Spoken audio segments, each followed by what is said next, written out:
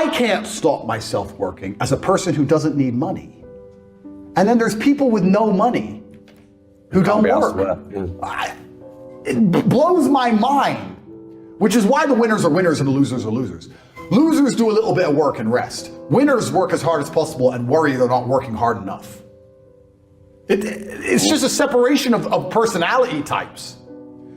And it's almost like you can't save these people. I have something I sent in my email recently. I said, you could give the average man a brand new Ferrari and a road map and a coffee and a full tank of gas and tell him the destination, success. And halfway along the drive, he'll quit because it's too far. No matter how well you set it up for people, they'll quit. I have this the same with my online educational platform, my school. It's $49 a month. It's less than a Starbucks. And I will teach you how to make money online. You can escape the matrix, you can get out through the hole before it closes, you can be geographically free, you can live in Thailand, you can make money from your computer. It costs $49, you have absolutely nothing to lose. I made it cheap enough for everybody to be able to join. And people will sit there and go, and then put on Netflix. What more? I've given you a Ferrari, a full tank of gas, I've given you the latte, I've given you a roadmap, I've given you a hot girl to sit next to you and play songs and do selfies. I've given you everything. Just drive the car. No, yeah, it's far. I don't have motivation.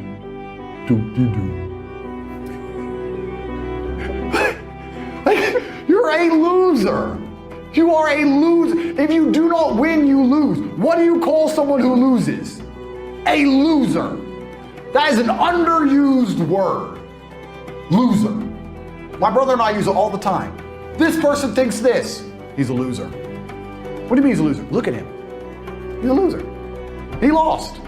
Name a competition. I beat him at anything. Uno, marbles, a fight to the death.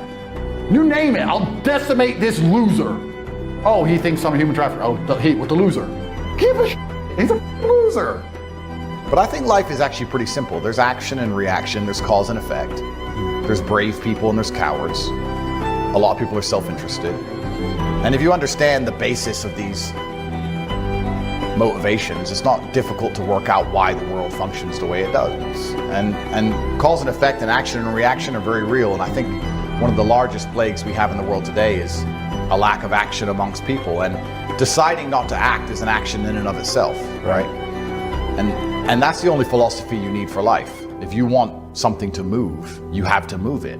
If you sit and wait for somebody else to move it, you're a coward. Yeah. You're just hoping it's going to happen. Period. Absolutely. And that's why I don't understand when a lot of people who see where the world is going and see the future that's going to be laid out for their children kind of just hope and pray when they really need to be taking a more active role, even if it's as simple as discussing every subject with anyone who will listen and try to open their mind. Open minds, correct. Yeah. And the closer that, it's actually interesting because I think humans, or maybe this is just me coping, maybe this is cope, but I think we're designed to struggle a bit.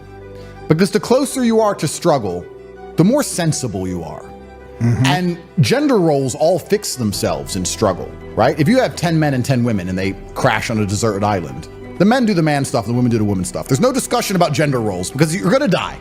Right. So the men have to go hunting, the women are gonna try and sew a blanket, whatever, because we're gonna die now. Right. So we don't have time to talk about whose job's what. Right.